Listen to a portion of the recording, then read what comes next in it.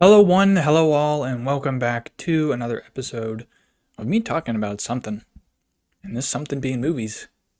Friggin' shocker, right? Dude, it has been months, to say the least, of my last post. As you see, I moved. That was something.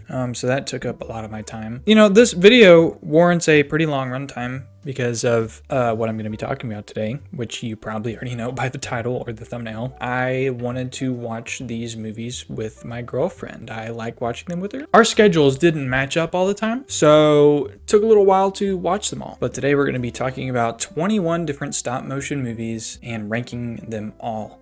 I know that there are way more than 20 stop motion movies, but I didn't want to rank all of them. Okay, so we're not going to be talking about those holiday movies like Santa Claus and Rudolph the Red-Nosed Reindeer. And we're also not going to be talking about all of the Wallace and Grommit movies. We're going to be talking specifically Curse of the Were-Rabbit. And dude, while I was making this video, the new Wallace and Gromit movie came out. What timing, you know? But I wanted to bring this up because stop motion, I feel like, has become more of an accepted media for movie animation, with different things like the Wallace and Gromit movie coming out, Pokemon Concierge, the new Chicken Run show or movie, and then eventually in like 2025 I think Pokemon and Aardman are doing something. But yeah, it's cool to see it be more modern mainstream media, and I've always been such a huge fan of stop motion animation, as some of my favorite movies are stop motion animation, and my favorite movie of all time is The Little Prince, which was on Netflix. I'm not including this into this list because it'd be biased, and I would just automatically put it on the top spot. And also there are elements of computer animation with regular animation, as not as in like, not mixed together like, let's say, Kubo and the Two Strings, where the ocean was CGI but the ship and the characters were stop motion, but more like it had a mix of both, where like some scenes were fully CGI and some were fully stop motion. And also just because it's my favorite movie of all time, so I don't care what the other movies are, this one's going to be on top. But the 20 movies we're going to be talking about today are Fantastic Mr. Fox, House, an anthology on Netflix, Wendell and Wild, Nightmare Before Christmas, Frankenweenie, James and the Giant Peach. And those who have already watched James and the Giant Peach and are going to tell me, dude, that has live action with stop motion. I'm like, dude, I didn't look up a single thing about this movie. I just knew that it was popular. All right. And then I'm just going to add it onto it.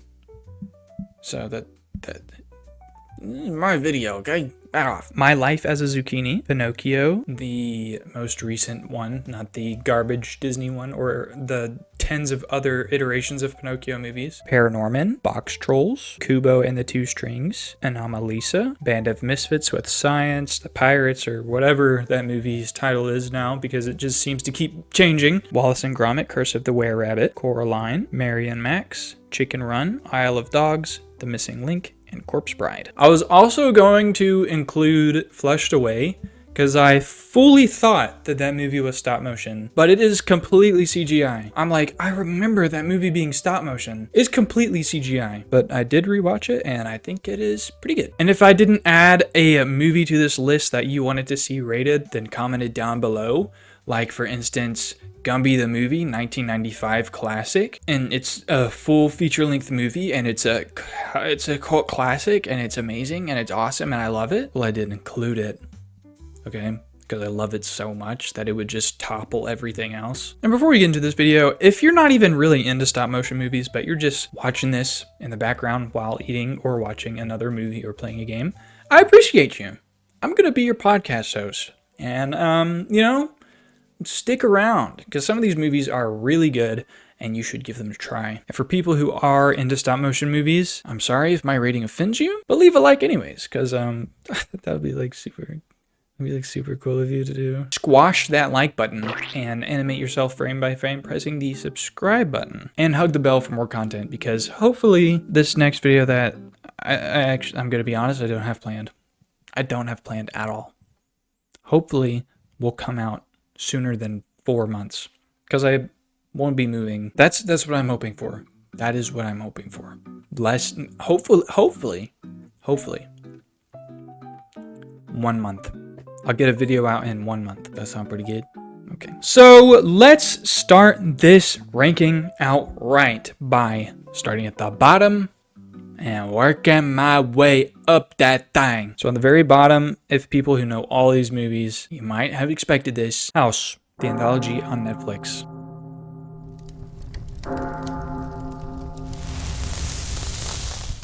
The House is a 3-part anthology with different stop-motion styles and stories for each short story. I have now watched this 2 times, and I can say definitely that this is not good. I'm sure it took the people doing the stop-motion and creating the sets. It's impressive, you know, making all of these little guys move around fluidly. It's tedious work, but the story and the plot, or whatever you say, the story and plot are different. The movie is boring, okay? All 3 short stories are incredibly boring. The first one was mildly interesting because it was a bit of a horror story. It was kind of just like a metaphor to greed, how the things you want will consume you kind of thing. It wasn't interesting. The horror bit was kind of nice, but it just never led to anywhere. Second short story is about a mouse that rents out an apartment or flat or whatever. The mouse gets infested with bugs, and then the mouse turns out to be a weirdo, and then the mouse turns into a regular ass mouse instead of just a anthropomorphic mouse. Cool mouse. This is a cool mouse.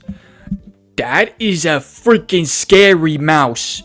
He turns into the freaking scary mouse. And the third story was just boring. It's a short story about a cat and other cats that live in this house after the whole world has been flooded. And the owner of the house, which is more of a, I mean, you could say it's a house. It's just a really big house, who's renting it out to these other 2 cats who live there. And the cat who's renting it out is like, we have to keep up the place so people will want to come and buy rent. Dude, the world is empty. The characters are mildly interesting, and it just ends with her finally getting the guts to make the boat into a house and sail away, because everybody else left too.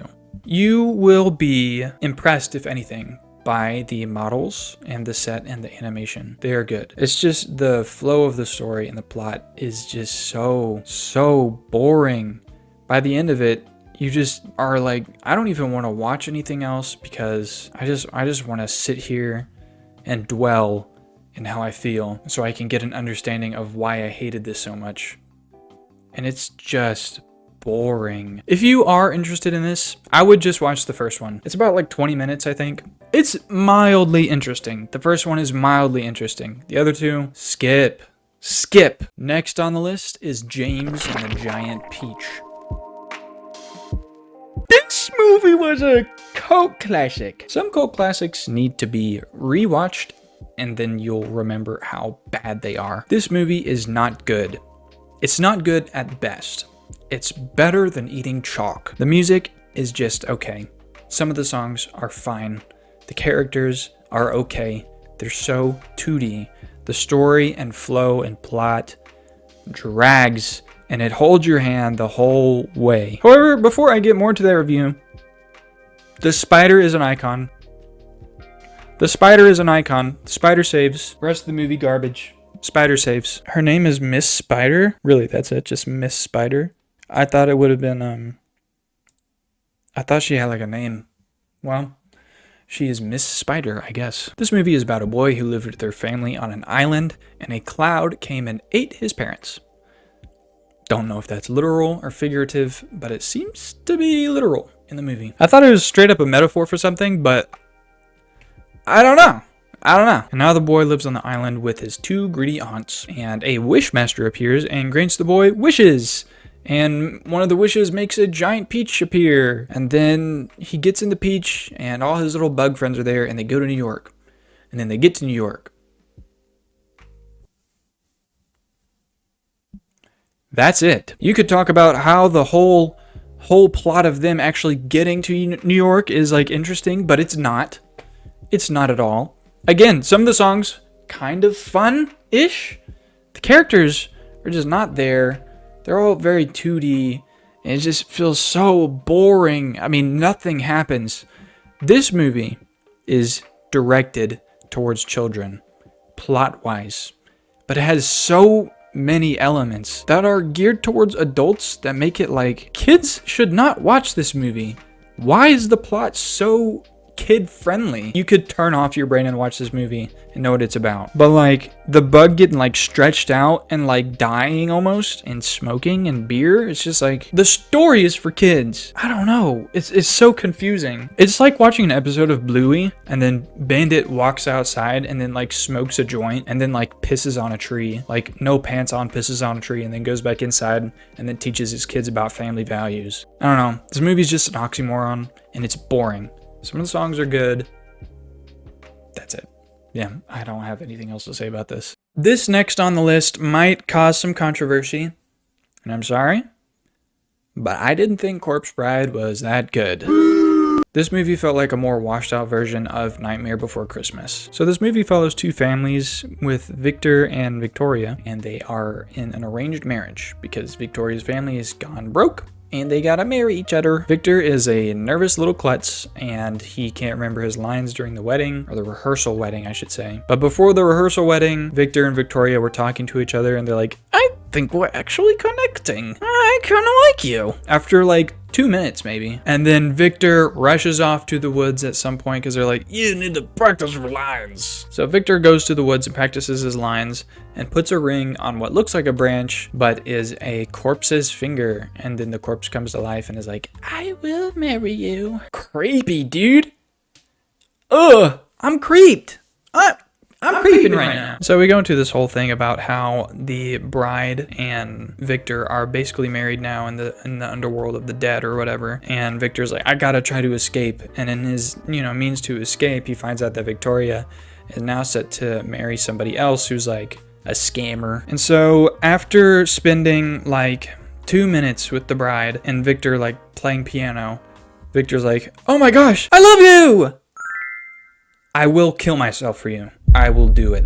You play damn good on those keys. At this point of the movie, I'm like, dude, Victor wanted to get away the entire time, dude. Victor is constantly trying to be like, get me away from this psycho. And then when he plays piano with her for 2 minutes, he's like, you can play piano too? Me too. Dude.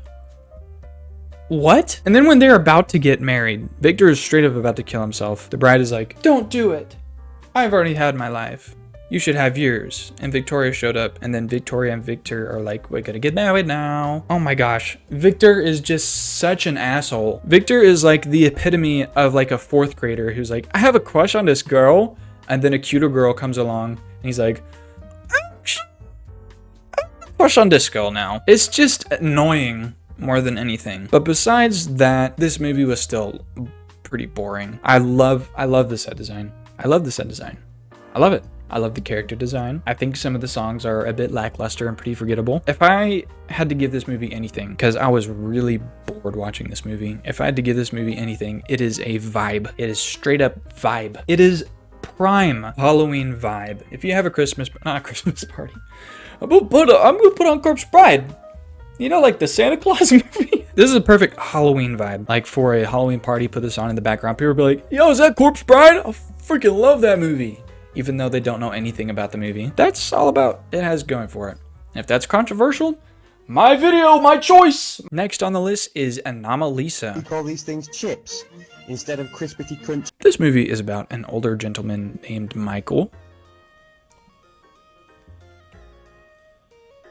who is now super duper wealthy because he worked his butt off and making books and is just in his work 24/7. This movie is about how he's like depressed and stuff and he wants to find love but he can't find it. If you were around during the time you saw the advertisement for this movie advertised itself to be like a rom-com where it's like guy who can't find love finds love in the most unlikely places. I'm like, that's kind of cute. I mean, yeah, and it's not. Before I get into the specifics about this movie, I will have to say that the models in this movie look amazing. The models in this movie look really good. The models look good. The set design is great. I mean, it's picturesque. What this movie lacks, it is just a tiny bit boring because it's not really like story where it's like beginning and end. It's more like here's a snippet of a guy's life and he's a miserable human being. What I really don't like about this movie is how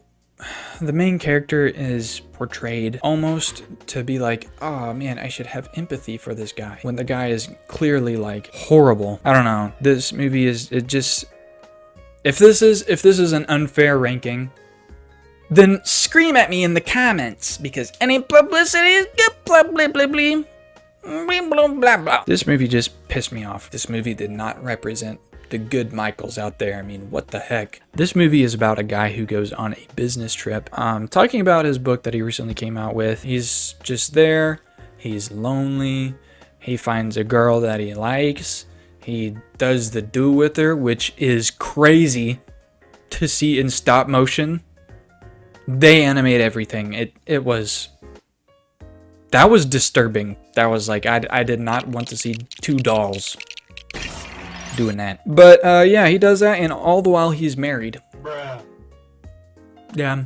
This guy's like, your voice is so beautiful. I think I love you. And then the next day, he's like, I don't like you anymore. I think I have a mental problem that I can't love people. It's not you, it's me. I just can't fall in love with people, but I love making people like think like they're worth something, and then just totally just pushing them away from me. That's just so cool.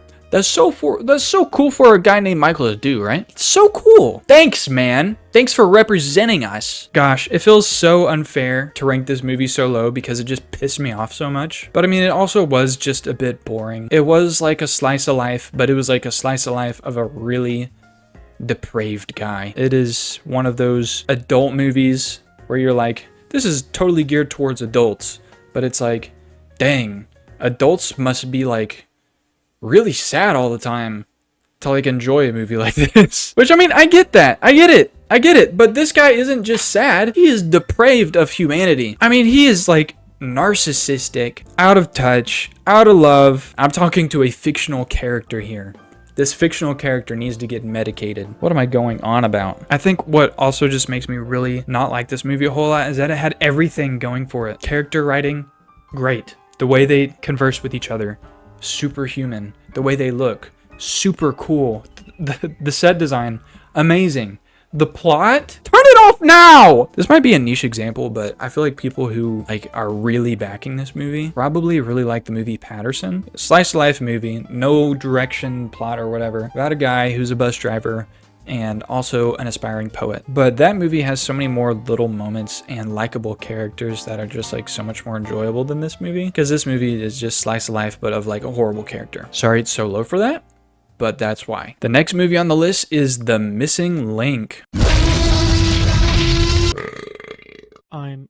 I'm sorry. This movie follows an explorer named Sir Lionel Frost who's looking for creatures of the world. In his journeys, Lionel's like, I'm gonna find Bigfoot because this is gonna get me into the Guild of Explorers. So when he does finally find Bigfoot, Bigfoot can talk English and write kind of well, and is just like, I just want to gang up with my Yeti friends in the mountains so we can all live together. And Lionel's like, sure, let me just take some of your poop and hair and that'll be some proof. And along this ride to Mount Everest, the Explorers Guild find out about what he's doing.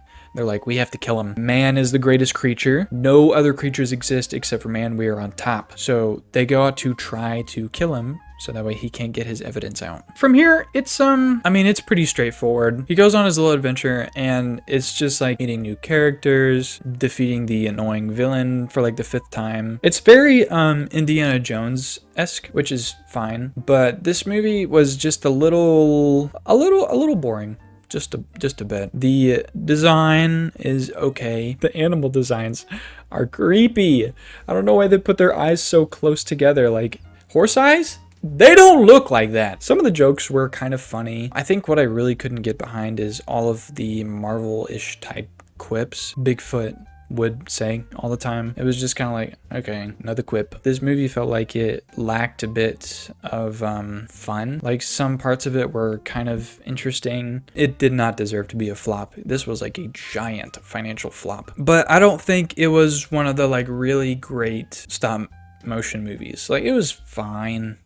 It was okay. Like, I don't think I'll ever watch this movie again by choice. But if I was with a group of friends and they were like, let's watch this movie, I'd be like, do a big sigh and they'd be like, all right. Like, this movie had pretty good voice acting. The animation was stellar. This movie was a very good art piece with no plot or no like attention grabbing plot. It was just very straightforward. Get him to the mountains. And then obviously Sir Lionel's like, I don't need the guild no more. Because that definitely wasn't seen from the very beginning of the movie. This was just okay. There wasn't a whole lot of emotional investment into this movie. It was a very light time. It was very okay. And it was just fine. Yeah, moving on. Wallace and Grommit and the Curse of the Were-Rabbit. Sometimes I dream about cheese. Now, don't roast me too hard. Oh, man, all this guy's takes are horrible! Dude, just let me get to the, last movie. And then also watch the last movie. And then, I don't know, watch this, Wallace and Gromit, and then compare it to the last movie. I don't know. Let's see the differences and how you feel. The fact that this movie won Best Animated Picture over Howl's Moving Castle is bonkers. I don't even like Howl's Moving Castle that much. That movie was an artistic masterpiece, where this movie is just a kid's movie. Did I kind of enjoy this movie? Yeah. Kinda. Like, a little. This movie is about a dude named Wallace and his dog named Grommit, and they're just a bunch of inventors, and Wallace likes cheese. And in this movie, they're exterminators, and they pick up rabbits to make sure that they don't eat vegetables from other people's farms, and they store them in cages back at their home so they don't like kill them or anything. Wallace and Gromit, the inventors they are like, let's mess with the physiological DNA of a rabbit by thinking that vegetables are gross, and sending it to the rabbits. And then they're gonna be like, ew, vegetables are gross. And then it actually gets turned the other way around, and a rabbit gets put onto Wallace. I wonder where this is leading. Let's be critical. Wallace thinking vegetable bad, being put into a rabbit. Rabbit gonna be like, vegetable no good. Vegetable stinky. Put in reverse. Rabbit who's like, vegetable yummy actually, and I love eating other people's vegetable. Onto human. Connect the dots, man. That was supposed to be the big reveal of this movie. My critical thinking skills are off the freaking charts, I guess. But yeah, that was supposed to be the big reveal in this movie, which is fine if you're a child. And I guess watching this as now an adult, I'm like, this movie was freaking stupid. Let me get into more why I think that it's not the greatest stop motion movie ever. I mean, this is just a classic Wallace and Gromit movie. That's about it. You know, there's no emotional depth. There's no risk or reward. Really nothing there except for the twist and the mystery behind the twist. It is just a perfectly fine actual kids movie. It just wasn't that great of a movie in my opinion. This is a perfect movie for children, and if you just love Wallace and Gromit, then there you go. Is the music fun and classic? Yeah. Are the characters like so 2D it's crazy? Yeah. Is the plot fine for a child? Yeah. Yeah.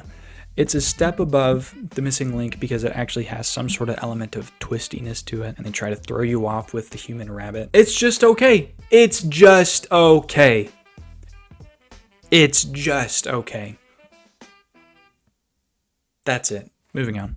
Next on the list is a movie called Mary and Max. Mary and Max is a movie about a kid named Mary who finds a random person in a phone book and starts sending them letters. And Max is a guy who is a grown adult in New York with Asperger's. And I know you might be thinking right off the bat, little girl sends pen pal to random guy in New York. Is this going somewhere weird? No. Thankfully, no. No, it's not. And these two become unlikely friends, sending each other letters just about as much as they can, talking about the daily life as a kid and daily life as an adult. This movie has a complex view on relationships and disorders, and it is a very, very interesting movie to watch based on those two things. It was very interesting and pretty entertaining sometimes, but I will say what makes this a little bit further down on the list for me is mostly the ending, which I'll talk about in a little bit, and I'll also add a timestamp just in case you don't want to see that, because I think this movie is still pretty good. This movie is very interesting and educational and gives you the view of lonely children who grow up in pretty bad households where in this movie, Mary grows up in a household where her dad dies young, and then also her mom dies young while she's still like a child, and how she grows up and how she develops. It's just very interesting. And then about how the adult with Asperger's, it gives you more of an informational view about generally people with Asperger's who live alone tend to react to situations. And I know that this is just a general view. Not all people with Asperger's act this way, but it gives you more of how these people act sometimes because of different tendencies that people with Asperger's have. Again, it's just very interesting and it's very complex. And some parts are actually very, very funny. And now we're going to talk about the ending and how it leads up to that point. So if you don't want to see how this movie ends, get out of here and come back. Here's a timestamp right there. Now it's like here. Now what? Here. Now it's there.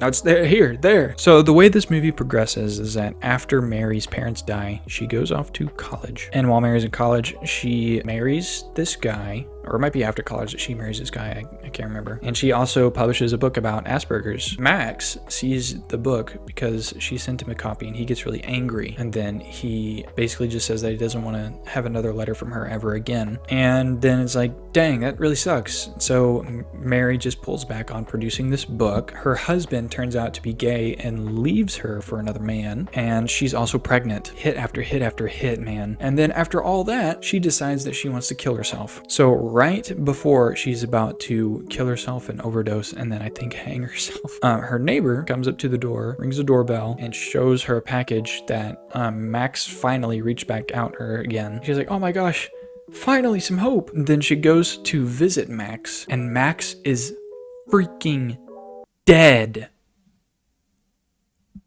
He died from a heart attack. Wow. Oh my gosh. So Mary just is getting uppercutted. And then by the end of this movie, we're supposed to be like, oh, well, at least Mary had a really good friend. At least he was a really good guy. And he's dead, dude. If anything, Mary should be like deprived right now, crying and bawling. But she's like, you know what?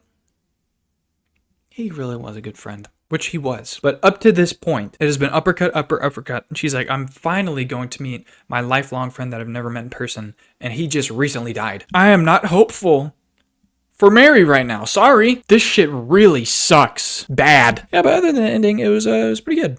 A bit of boring moments here and there. But yeah, I mean, it was pretty good. It's very informative and pretty entertaining. Next up on the list is Boxtrolls. Boxtrolls is a movie about a boy who is raised by these little dudes called Boxtrolls. The exterminator of this town really wants to get rid of all these Boxtrolls so he can hang out with all the rich white dudes who eat cheese. While all these attempts are happening to get all the Boxtrolls, they fight back by just simply hiding until a lot of the Boxtrolls are then taken away by this exterminator. And as the movie progresses, the boy grows older and he's like, we have to get our family back. And they get their family back. This movie was pretty okay. I love the design of the little Boxtrolls. I love the designs of the humans and I love the designs of the town. But like, I don't want to spoil any like big moments of this because I thought it was a pretty decent movie. The only really big complaint is that I don't really like any of the characters. The only character I kind of like is Fish, who's like one of the Boxtrolls. Eggs is just annoying because he has the right heart, but he's just a bit annoying. Winnie is just annoying. The rich white dudes are just annoying. The other characters that are kind of mildly amusing are the henchmen, but not Archibald Snatcher. If anything, this movie is just a big political statement about how the rich and wealthy control everybody else, which is cool, you know. Cool to have a little political statement like that, but it's just not really that like entertaining. Very cool concept. Also, just a quick little side note, you know the character in this movie named Frou Frou, right? Frou Frou walked so Chapel Roan could run. Okay, I'm just saying it. I'm just saying it right now. Okay. Next up on this list is Wendell and Wild. Jordan Peele, you son of a gun, you did it again. I mean, this isn't your best work, but it is still pretty good. This movie follows a girl named Kat who accidentally killed her parents. Am I gonna explain myself? No. She straight up murked her parents, bro. So her and her family were driving over a bridge and she bit into an apple and a big old snake popped out of the apple and it made her scream, which made the dad swerve off a bridge, killing the dad and the mother, but Kat surviving. Kat then goes to this school where she is raised under nuns and stuff, Catholic school. I think pretty decent movie. Pretty decent character dialogue between each other. Pretty interesting concept. I will say that unfortunately, Wendell and Wild were a little more annoying than they were entertaining. I get that they were the funny characters, and they had some funny jokes, but a lot of it was very, I don't know, it just didn't land, I feel like. But eventually, these demons get a hold of Kat, and Kat is able to summon these demons because she thinks that she's able to use these demons to get her parents to come back to life, which does happen, but they come back to life as zombies. And this movie just goes on to say statements about, again, how rich companies just want to do everything to screw everyone over to get more money. Yeah, this movie just leads into a whole thing about how we're supposed to fight the system oppressing us and why it's important to accept one another and love one another, while also throwing in just like really cool spooky concepts. But all the while, the flow of the plot just didn't feel that polished. It felt kind of rocky at times, which again, this movie is still pretty good. I would definitely recommend this movie. It's not bad. It's just not that great. But yeah, that was just about it. Just at times is just like kind of just okay. Like I wish it would speed up to get to the point. Other than that, I mean, it was fine. I also really thought it was like really cool how one of the characters named Raul is transgender, and they have somebody who's transgender to voice this character. If Sia ever makes another movie about autism, you know, she should take notes or something. But yeah, this movie is fine. The models are fine. The set design is fine. I feel like what really pushes this movie is the atmosphere that this movie has. Like it has a really good spooky atmosphere. It's just like kind of like Corpse Bride, but a bit better, where the vibe is still spooky, but it's also pretty interesting to watch and how the story progresses. This is another one of those movies that you'd put on in the background of a Halloween party, and I feel like not as many people would recognize what it is because I don't think it was really, like a lot of people watched it. Yeah, just like pretty good. The next movie we're going to be talking about is The Nightmare Before Christmas. Want a Sprite cranberry? This is a classic holiday movie, whether that holiday be Halloween or Christmas. It's just a good classic time with very catchy music. The style of this movie is sublime, like Sweeney Todd, but for kids, with themes mostly geared towards adults. And it's a very odd genre that I would say that it's kind of its own genre. The music is fun, the models are fun, everything about this movie is just pretty fun. What I don't like about it very much is Jack Skellington. Jack Skellington is praised to be the Pumpkin King of Halloween Town. And then he's like, oh, I hate being the best at what I do. I want to be the best at something else and ruin somebody else's time. So he kidnaps Santa Claus and tries to become Santa Claus. And I mean, you'd probably know this story. It's really old. But yeah, I mean, this movie is just pretty fun. Just all around. Jack Skellington having a midlife crisis is relatable. And the designs of all the monsters and the characters are just so fun. The music is very catchy. This is just a really solid vibe with very fun music and a pretty alright story, but with a character that I don't like. Jack Skellington is like after ruining everybody's Christmas and after just like ruining his relationship with Sally. I messed up. I guess I'll be with Sally now and be the Pumpkin King. And it just ends like that. He's like, I'm not gonna do anything for my mistakes. I'm just not gonna do that anymore. I mean, this movie is just fine. It's fun, very fun, and just fine. So if you're going to want to watch a fun spooky vibe movie that's also stop animated, this one's it. Fun as heck. Also, just like a random note about this movie, I find it so funny that like Santa Claus is canonical in this universe. They're like in the human life, people are like, oh yeah, Santa Claus is real. He like drops presents at my house every year. It's awesome. Dude, Santa Claus is the freaking best, dude. Free gifts. I mean, all he has to do is like watch me while I sleep. And he knows what I'm doing every time I'm awake.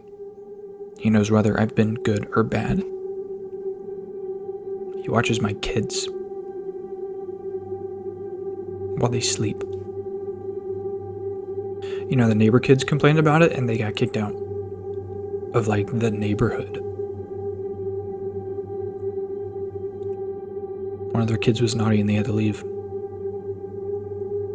I am so anxious and depressed all the time, and I just can't stand it.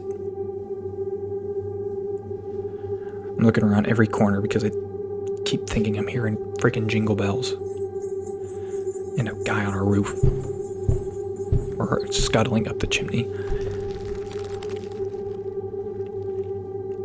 But I did get a new Tesla, so it's actually a really good payoff, I think. Next on the list is Band of Misfit Pirates, or whatever kind of name it has now. I'm just gonna call it that. I actually really like this movie. It is not perfect in any way at all, but it is definitely one of my personal favorite stop motion movies. I just love it. It's a good time, good jokes, good chuckles. Feels like a band of friends just like hanging out together and doing piratey things. It's just a very fun time. It has emotional moments that don't really lead to anywhere, and is just like, yeah, it's fine. It's just a comedy that just feels very fun with a plot that is very easy to understand. I mean, basically, it's just a movie about pirates who want to get Pirate of the Year award and are escaping the Queen because the Queen hates pirates, and how the pirate captain just basically wants to prove himself that he's not a loser and that he can win the Pirate of the Year award. And of course, by the end of this movie, the pirate's like, I know my worth. I don't need any awards to be awesome and be surrounded by people that I love. And it is cliche, but it just works. It's cute. It's a fun time. I smile every time I'm watching it. I'm just like, this is just cute. Is it like super impressive? It's okay. You know, stop motion is pretty good. The voice acting is very solid. The character dialogue between each other is pretty good. I just think I really like this movie as a whole. Like, it just feels like very up my alley type humor. It's not number one simply because it is not that impressive. These next ones on the list I really enjoyed, but are also really impressive. This one's just not really that impressive, but I just love it because it's just a really good movie. That's kind of it. It's just a fun time. The next movie on the list is Coraline. Coraline's a pretty good one. Pretty complex story, pretty awesome set design, but I will say the one very major downfall it has is the character dialogue is as dry as wallpaper sitting out in the sun in the desert. It's like, are you guys actually talking to each other, or are you talking to a wall and then somebody else is also talking to a wall? It's just like, oh my gosh, dude, what is going on? Also, the way they recorded this sounded like it was recorded in a freaking ASMR booth, because it doesn't sound anything like where the character is located, like in Fantastic Mr. Fox, which we're going to talk about later. It's just like, it has such an immaculate vibe though. I mean, the vibe is off the charts. I also absolutely love the design of the other mother when she transforms into like a spider and goes into like the freaking spider realm with the like metal webs. So cool. So cool. Like, so many like cool little moments in this movie that are just like, man, that's so cool. And like, it's just like hypnotically beautiful. It's so impressive how they got that vibe onto a screen. But I really hate how they wrote the characters. It's so boring. Oh my goodness, it's so boring. Girl moves to new town and parents don't pay attention to her, so she goes to Dream World where they try to kill her. So neat, so cool, so cool. Awful character dialogue. But other than like pretty boringly written characters, just a very beautiful movie. And it deserves a spot in the top just because of how beautiful it is. The next movie on the list is Isle of Dogs. Isle of Dogs is a movie about how Japan wanted to get rid of dogs because of the dog flu going around making everyone sick. So the people of Japan voted to get rid of dogs by sending them to, like, you know, a little island of sorts, like a bit of a solitary mass. I don't know, maybe just like an Isle of Dogs. An island full of little puppers. This leads to the mayor's son going to the Isle of Dogs on a little plane to look for his dog Spots, who was sent to the island first, like when every dog was sent off. This movie is very beautiful. The dialogue is great between the characters, the music is very fun, and the models are pretty reminiscent of Fantastic Mr. Fox. But with that being said, this movie is a bit boring. I know I keep bringing it up. A lot of these movies are pretty boring. The movie's just a bit boring plot-wise. The movie follows a boy going to the island looking for his dog. All the while, the B-plot is a girl in Japan who's a study abroad student trying to raise a revolution to get the dog flu cured, because in the city, the dog flu cure was made and it was going to help everything. It was going to get rid of the dog flu. It was going to make it to where dogs can't produce as many dogs. I mean, it's just good all around. So no overpopulation of dogs and no more dog flu. Just great all around. And the mayor's like, no. Why? No. Don't want to. But sir, this will help everybody, including you, since you seem to be so self-centered. So what you're saying is this cure will help me? Yes. And other people? Of course. Everyone wins. Scientist guy, let me tell you something.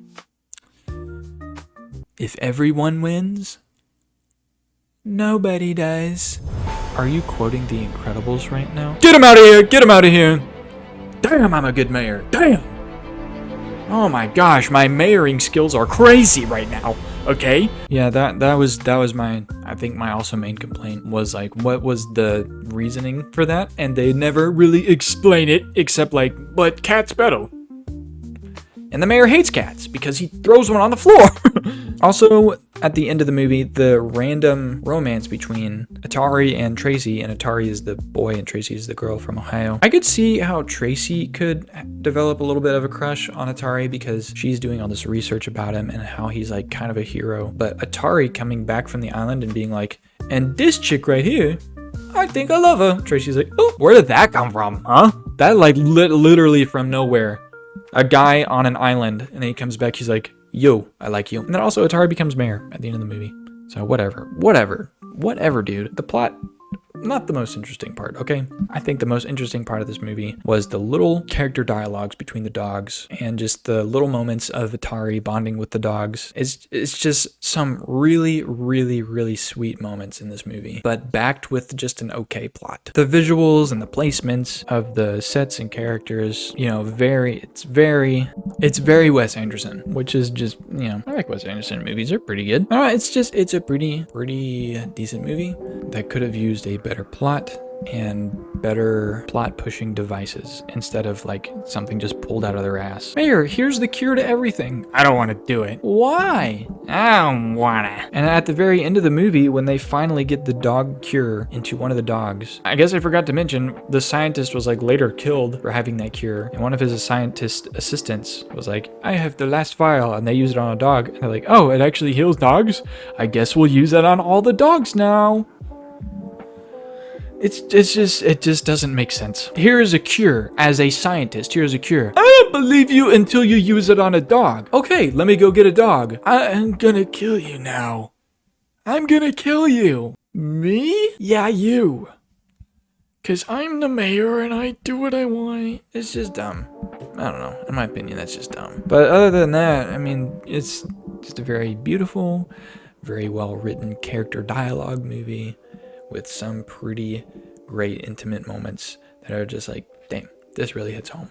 Pretty good. Next up on the list is a pretty good time overall, and that would be Kubo and the Two Strings. Kubo and the Two Strings is a beautifully animated movie about a boy who lives in a cave with their mother who is cursed. The boy has a string that can manipulate small objects like paper, or maybe only like paper-like things. I don't know exactly. This movie is very good, but I think it falls just short, and that is just a personal bias. This movie is just a bit too quippy. Like, too many comedic Marvel quips that just don't land a lot of the time, but the plot-driven points of this movie, like when Kubo has to set out on his little adventure and is on the ocean made of leaves and has to like fight off those little ninjas, the monkey and the samurai bug getting closer together. This movie has really small moments that are really neat, and also really cool visual moments that are just like super cool. And what I think is the most impressive thing about this movie is specifically the mouth animations. They must have done like crazy amount of work on the mouth animations. I mean, even down to the movement of like the tongue and the teeth. For stop motion,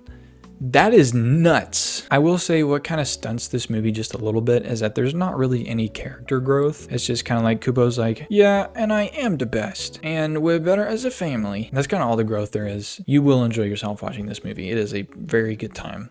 But as just a personal bias, it's just a little bit lower, but it is still really good. If you want to watch something that is really good samurai stuff, this is just totally random. It's totally out there. Is Blue Eye Samurai on Netflix. It's animated. It's really freaking good. Like, wow, good. It is a show, which a show has a lot longer time to develop characters, which makes it unfair to compare to this movie, and I'm not trying to compare them, I'm just trying to be like, what I really wanted Kubo and the Two Strings to be was Blue Eye Samurai, and it's just a movie and a little kids down version of that. It's still so beautiful. The visuals alone are just like spectacular. The choreography is amazing. How they animate fight scenes to be very fluid as it is, being stop animation, is just incredible. Pretty good. Actually, good. It's good. We're out of the pretty good. This is a good movie. Chicken Run. I swear I was not expecting this movie to be this high on the list. I maybe watched this once when I was like 5, and I just remember my parents really liking it. And now watching it as an adult, yeah, this movie is actually pretty good. This movie has a lot going for it, but where it really lacks, unfortunately because of its age, is being visually stunning. It is not visually stunning quite at all, but it's basically like, in like a really weird way, these chickens are like trying to escape these camps, and so they're trying to figure out ways to get out so they don't die. And what really sets this in is at the very beginning of the movie, they just kill a chicken. They're just like, oh wow. So they're not like shying away from killing chickens at all. They're just like, straight up, dead chicken, chopped its head off. What are you gonna do about that? Oh my gosh, the stakes are set. Okay, but yeah, this movie's character dialogue is great. The story's great. The betrayal and twists are great. Trying to find out ideas of how to get out of there is great. It's a good movie. It's just good. It's way better than Wallace and Gromit. It actually sets up stakes for these characters, for like hoping in this rooster that is going to teach them how to fly, when in reality the rooster does not know how to fly. And the character growth and character changing, especially of the main hen, what's her name? Ginger. Seeing Ginger change from like a stone cold chicken that's just like, we gotta get everyone out of here, no excuses, to like being soft-hearted, to Rocky, the rooster, being betrayed by Rocky, is just like it's a nice little thing that like I feel like movies directed towards kids anyways don't do a whole lot of anymore, because they're like, who's gonna watch this? Adults? No, this is for kids. It's very nice. They make the characters have emotional depth. Chickens have a very good motive to get out. There's a lot of risk to this reward, as by killing a chicken at the beginning of the movie. It's actually just a very solid movie. The only thing that really lacks is how it looks. It doesn't look that good, with a pretty great story and characters. It's honestly just like a really solid movie. That's all I gotta say. Next on the list is Frankenweenie. What the dog doing? Frankenweenie is a movie about a kid who brings his dog back to life with lightning. Kind of like Frankenstein, but with a dog. And the title kind of gave away that whole thing, didn't it? With this happening, people around town are like, how did you get a dog like that? Because somebody found out about his dog. All these kids in Victor's school are like, we have to win the science fair too, so we're going to use electricity to bring our pets back to life. And then it becomes this huge debacle of like people creating monsters and stuff. What this movie really has going for it, again, kind of like Kubo and the Two Strings, is the mouth animation. Whoa, it's good. I mean, the overall animation is, whoa, it is good. Like, this doesn't even look stop animation. It is so fluid. This movie is a pretty good time. Really cool vibe with all the spooky characters without being like traveling into the realm of adult scary, so like not fit for kids to watch, while it's still being like really cool looking. And just a pretty easy to follow premise about struggling with loneliness, spooky vibes. Let me just break down this movie a little bit for you guys. So this movie follows Victor, who brings his dog back to life because his dog got run over by a car, and that moment is a pretty sad moment in the movie, and they kind of bring it home pretty well. Victor tries bringing his dog back to life with lightning, and it works. So we got Frankenweenie, and then some other kids find out about it, and they try to bring their pets back to life as well. All the while, Victor trying to keep his dog private from everyone else, so as not to spook everyone out. And this leads to monsters, and the monsters are very cool looking. I love how a lot of this movie is related back to like Frankenstein lore, how like Edgar looks a little bit like Igor, and Victor's last name is Frankenstein. Victor Frankenstein. I feel like they could have just kept it.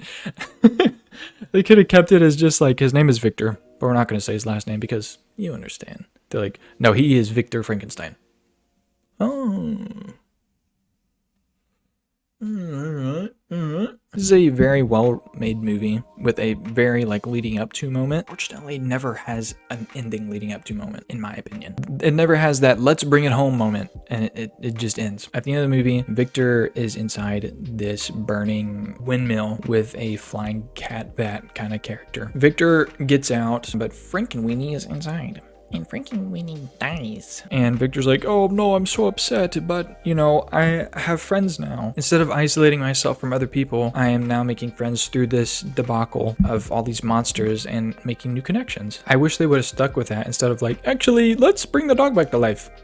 By all using our car batteries and like vroom vroom jump starting a dog. So they jump start the dog comes back to life, and then it's the end. There's no like, I guess I shouldn't isolate myself and be with my dog all day, so I understand that people really like me as a person, and they never do that. It's just like, no, you're with your dog now, and all you have to do is juice him up every so often, so now you can keep isolated forever and work on your little freaky experiments. Like, oh, you're gonna make friends with a girl? Not anymore.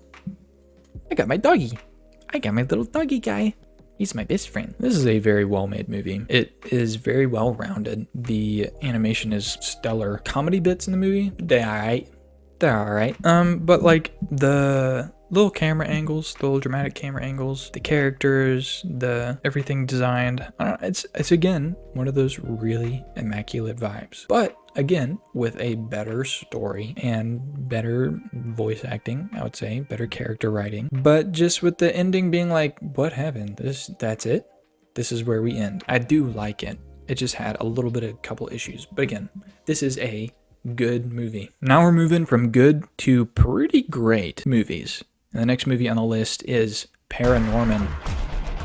Paranorman is a movie about a boy who can see the undead, but instead of a creepy vibe undead like creepy little ghosts and ghouls and demons, they just kind of live there and are all very friendly to Norman. This movie is a pretty darn good time. The animation is amazing, the music is witty, the story is fun and original. Like, it's a movie about a kid who needs to stop this upcoming catastrophic event by talking to ghosts. And with his ability to talk to ghosts, he is able to change the people around him to be more accepting of, you know, ghost life. I don't know. I mean, it's just a pretty well-rounded, pretty great movie. Yeah. I mean, I should probably say more things about it though, so I can even make the length of this video be even longer.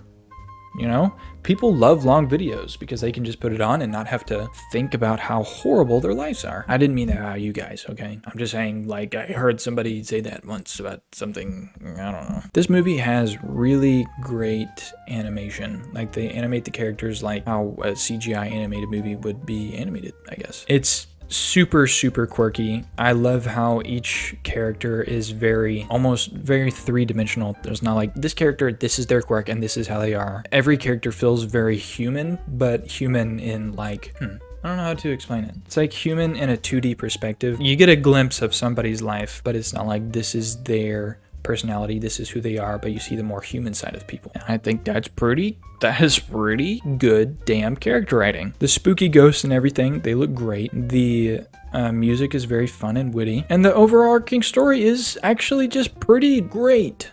It is pretty great. I like how they sort of tie in history to it as well, about like the Salem witch trials and stuff. And how, I don't know if it's inferred, but this is what I gathered from the movie, is that the curse was caused not because the girl was a witch, but because of her being blamed as a witch, causing the curse to happen because she was wrongfully accused of being a witch. That's what I'm gathering from it anyways. And how this curse had to be stopped by Norman by talking to these ghosts. I mean, it's honestly just it is a very good time. I do like it a lot. I like the messages that it displays. I love the characters. I love the animation a lot. It's just a really good time. And it's just a little lower on the list because I like these other movies better, which is crazy because I just really love this movie. All right, we're at the home stretch. The next movie on the list is My Life as a Zucchini. Now, this movie was a pain to watch. Not because it's a bad movie. Obviously, it's not. It's number 3 on the list. This movie, what? How did this get here? I actually don't like this movie. Why is it up here? Dude, I couldn't find this movie anywhere to be watched. Anywhere. I tried doing it for free on websites that are definitely legal. Okay. Tried looking on streaming sites. Wasn't even on Amazon to like buy. I think it was on Apple, but I don't have an Apple subscription. So I had to buy it. I had to buy this movie. And I bought it and I watched it and I loved it. There was also a different website that I tried to watch it on. It was like some library website or something that was like learning French or something, because this is a French movie.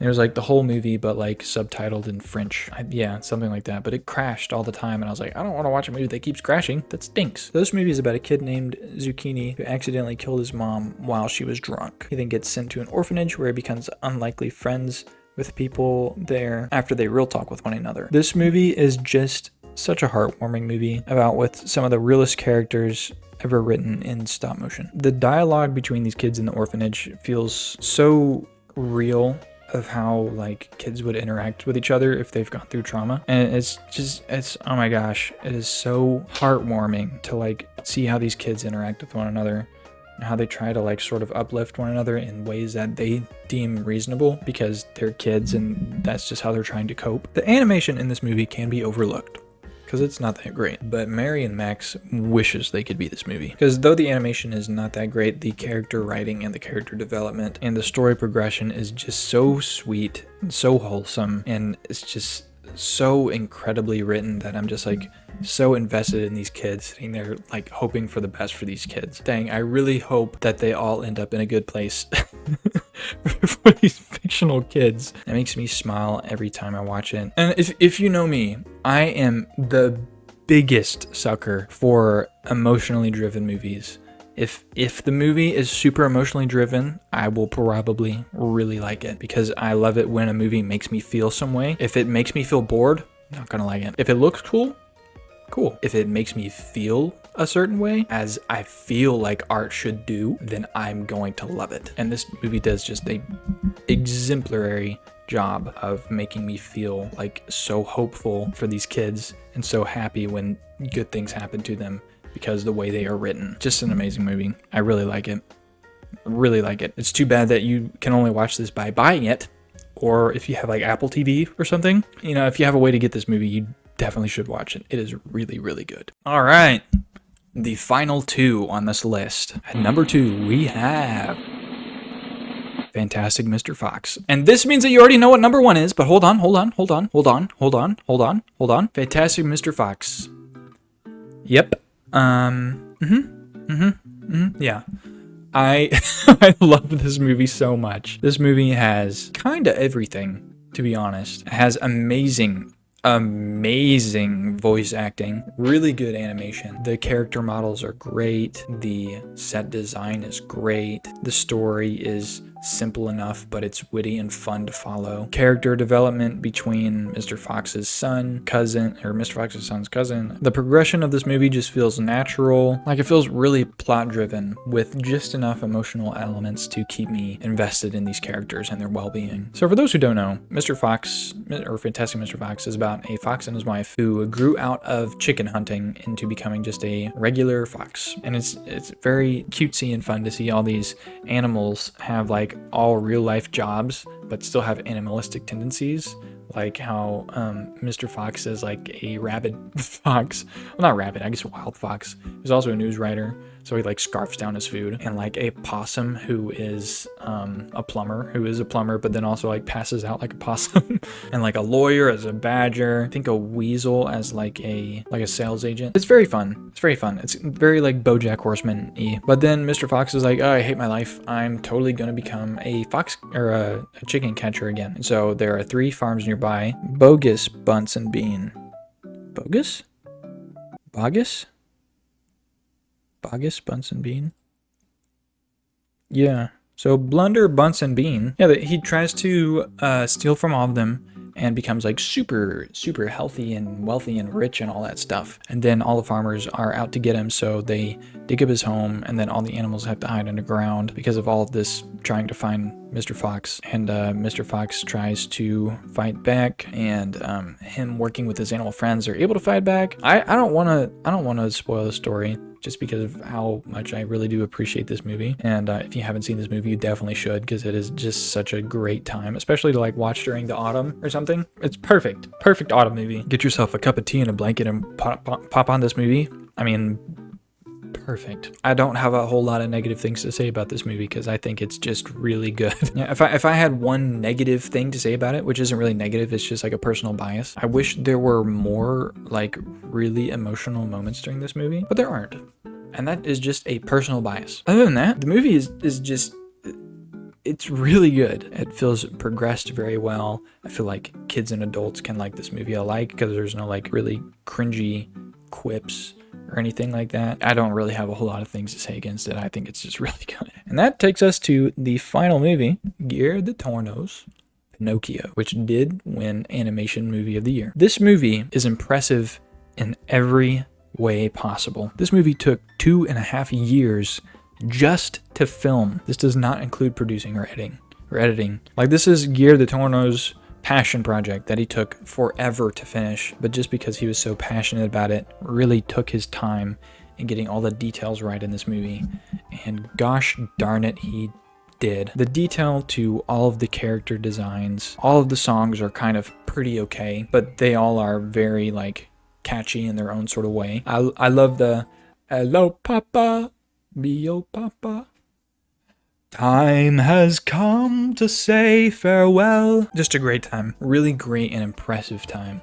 I mean, this movie doesn't even feel like a movie. It feels like a friggin' epic by the progression of this movie. I mean, you start off with Giuseppe and his son, and it's in like the middle of World War II, I believe. And Giuseppe's son gets killed by a stray German bomb, and Giuseppe goes into this big crash out kinda, and then he makes Pinocchio and is like, you're like my son, you're like my son. And then Wish Angel or whatever makes Pinocchio come to life. Giuseppe's like, holy cow, what the heck, this is Pinocchio. And if you know anything about Pinocchio, this is just the whole Pinocchio thing. It is the story of Pinocchio, but with a lot more details added to it, and from what I've heard is more like the actual story of Pinocchio than other iterations of them. But yeah, Pinocchio goes off to the circus, and Giuseppe tries to look for Pinocchio, and Pinocchio dies multiple times. And he is basically immortal, so if he dies, he just has to go to this dead world and wait a little bit until he can come back. And it increases the more he dies and the more he comes back. It got some really cool quirks about this movie that I just don't want to spoil. I was gonna just say that one part about the dead world, but I mean, holy cow. This movie is just so good. I mean, I just love it so much, dude. This movie is a bit long, which is fine. It really just develops the characters very, very well throughout the movie. Kind of like creating this character who knows nothing and then learns a lot by the end of the movie. Kind of like Poor Things. Kind of like that, but more of a straightforward approach to how the character develops rather than artistic details in the movies, like how things look and how things change and how the character dresses and how the character speaks. Pretty straightforward about how character growth is happening in these characters, which is fine. I have no quarrels or qualms with that. Yeah, I don't know. I'm trying to think of something negative to say about this movie, but it's just stellar. I mean, it is just amazing through and through. It is just so good. It is like so apparently a passion project that it's just like, yeah, I can see why this movie took forever to make. I mean, it is just stunning in every way possible. If you haven't seen this movie, you definitely should think about it. I think it's on Netflix, so you can just watch it there. So holy cow, geez. The sun is down now. Oh my gosh, dude. It took really long to record this movie. This is basically a movie, you know. Yeah, this is a movie. It took really long to record this, and it took really long to watch all those movies, but I finally did it, and I'm glad you guys stuck around if you did. If you're still here, oh my gosh, dude. I need to get better at talking in the mic, because I keep stuttering over myself. And also my throat is completely dry now because I never talk for this long because I work from home. Tell me what you guys think. Leave a comment. Tell me, Michael, go watch the Gumby the movie from 1995. If you don't watch the Gumby movie from 1995, I'm going to shove the Gumby the movie from 1995 down your throat until you love the Gumby the movie from 1995. Yeah, say that word for word and then I might watch it. I don't know. My voice is almost completely gone now, so I hope you guys had a good lunch or a good dinner or a good breakfast, or if you're just sitting there and breathing hard and watching me talk, that is also cool too. And I think you are an acceptable human being. Okay, yeah, I think that's gonna be it for me. I hope you guys liked the movie. I'll try to come out with another video in a month. Maybe I'll just watch like one movie and go back to classics and just do one movie and review it. Anyways, again, thank you for watching. Like the video if you like it, subscribe, put on the bell, because I really just hope it's not going to be more than a month, but it might be, so who knows. Love you guys. Stay safe. Thank you for sticking around. I really do appreciate you guys a lot. And yeah, see you in the next one.